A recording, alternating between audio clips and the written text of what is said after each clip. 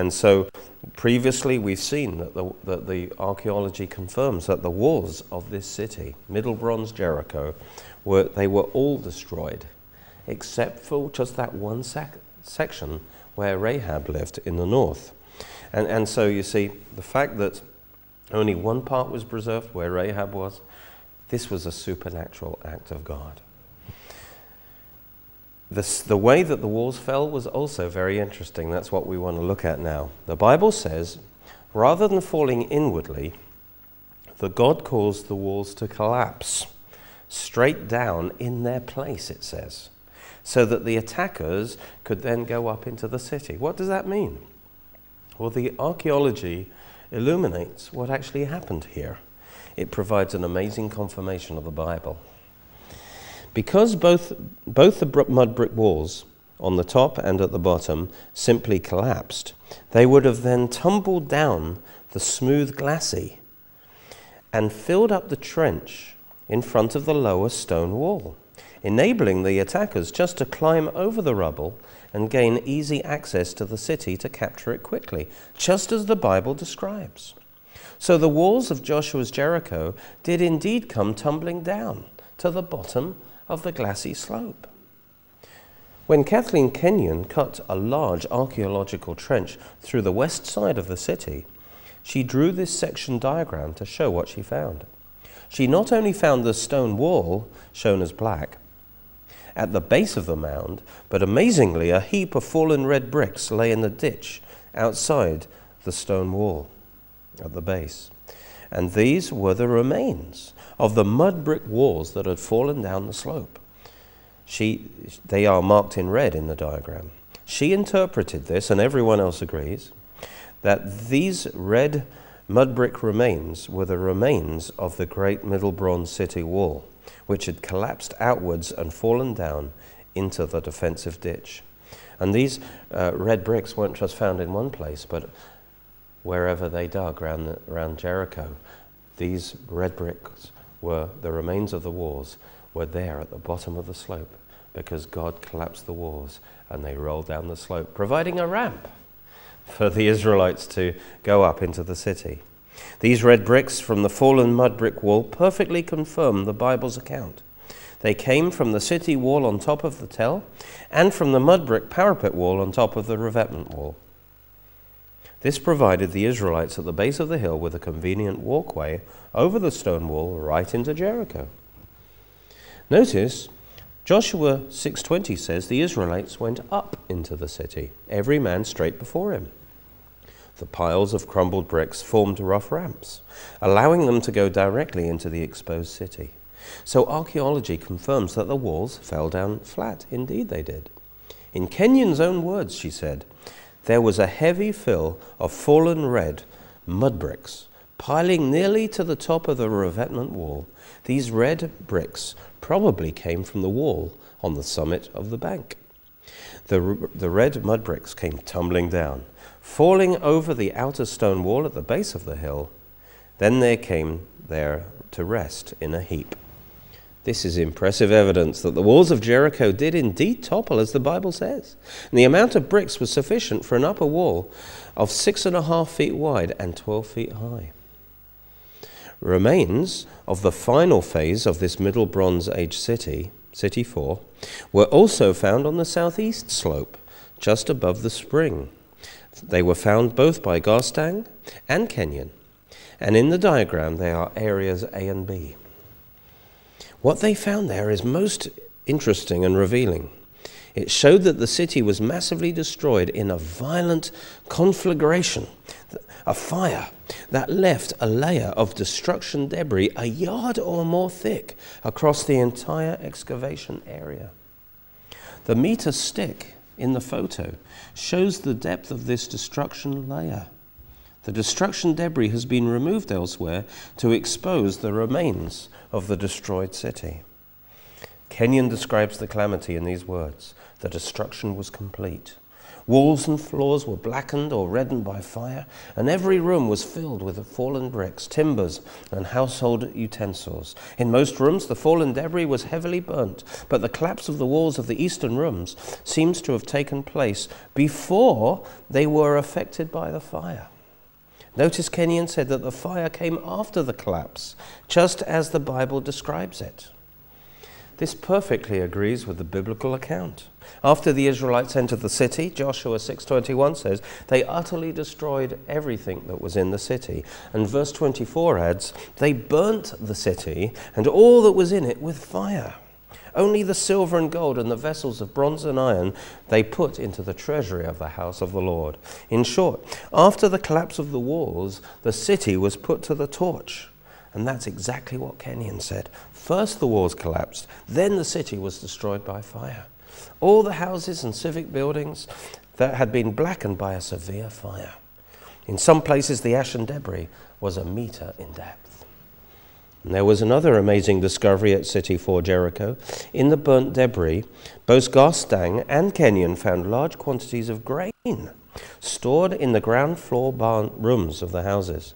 They found many large storage jars filled to the brim with carbonized grain, indicating that when the city met its end, there was an ample food supply. This was the most abundant item found in Jericho from the destruction apart from pottery. And this is unique. Such a large amount of grain is unique in Palestinian archaeology. Grain, you see, was a very valuable and essential commodity. The amount stored after a harvest provided food till the next harvest.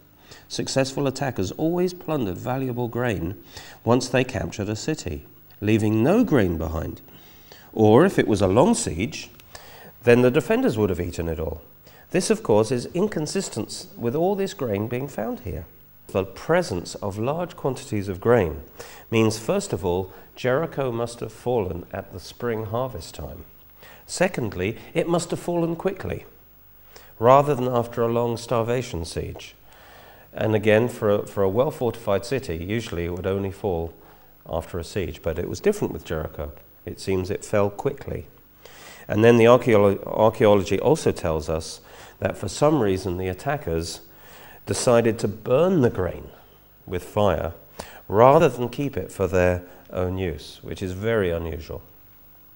So the presence of these grain stores in the destroyed city is consistent perfectly with the Bible account. Let me point this out one by one. First of all, Israel did come to Jericho in the spring harvest time. We know that. It says that when Israel attacked Jericho, Rahab was drying freshly harvested flax on her roof. That's in Joshua 2:6. Also, we know the Israelites crossed the Jordan while it was in flood. Joshua 3:15 says the Jordan was overflowing all its banks because it was the time of the harvest. And of course, they celebrated Passover in Joshua 5:10 just before this, and that is at that time of year. They celebrated Passover and they ate all the produce of the land, it says. And so, since it was harvest time, Jericho had plenty of grain, and actually it was ready for a long siege. Now, secondly, was Jericho destroyed quickly? Well, of course, we know from the story that Jericho was destroyed after just 1 week. That's as long as the siege lasts, just 1 week. That meant the grain was still not hardly touched. But why was this precious grain burnt in such large quantities? Again, this is explained perfectly by the Bible. The Israelites were told in Joshua 6:17, says, the city and all that's within it shall be devoted to the Lord for destruction. And in verse 18, they were told, keep yourselves from taking the things devoted to destruction. No Israelite was allowed to take anything from Jericho. If you remember, one of them disobeyed that, Achan, and got into big trouble for disobeying this. There was a reason why, unlike all the other cities in which they were allowed to take stuff, they were not allowed to take anything to Jericho because it was to be devoted to the Lord. They were forbidden to take any plunder.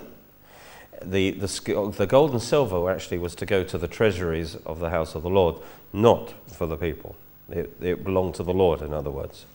They had to burn it all. They were told to burn it all, except, as I said, for the silver and gold. So this explains, you see, why so much grain was left to burn when the city met its end. As verse 24 says, they burnt the city and all that was within it with fire. They weren't allowed to take the grain out. They were commanded to burn just everything with fire, you see. Why did God give them that command, especially for Jericho? You see, God was giving the whole promised land to Jericho. And as the first piece of it, you see, Israel was to offer to God Jericho as the first fruits, you see. And this is a very important biblical principle. Whatever God gives you, we give him the first fruits, whether it be the tithe or whatever. The principle is that we acknowledge that everything comes from God, and we give him the first fruits. And to touch the first fruits, to take from the first fruits, would be a sin. And so Israel was to offer to God Jericho as the first fruits of the land. Therefore, they must not touch any of it, but they had to burn it all. It was, as it were, Jericho was an offering to the Lord. And the precious metals were put into the Lord's treasury. That's why no items of this kind were found in Jericho. The first fruits of a crop, you see, represents the whole crop. So that when it's given to God, it guarantees the rest of the harvest. And so in the same way, the gift of Jericho, the first fruits of the promised land, you see, to God, by Israel, signified that she would receive the whole land from him. That's why the conquest of Jericho was so important. Israel had to conquer Jericho. That was the first fruits of the land, which they then had to offer up to God. And if they did that properly, that guaranteed their future success in taking the rest of what God had for them.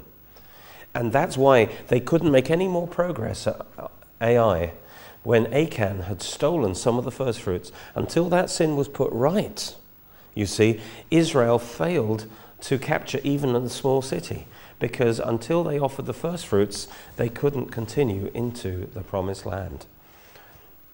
And so we see that the correlation between the archaeology and the Bible account is amazing. Quick summary: the city was strongly fortified. The attack occurred just after harvest time in the spring.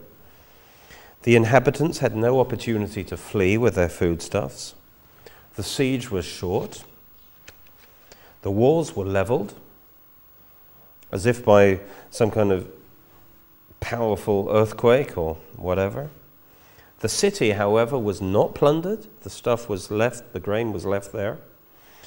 And the city was burnt. All these things the Bible tells us, all these things is there. And that combination is unique in all of archaeology. After that, Joshua put a curse on the rebuilding of Jericho. Since it was now devoted to God, it belonged to God.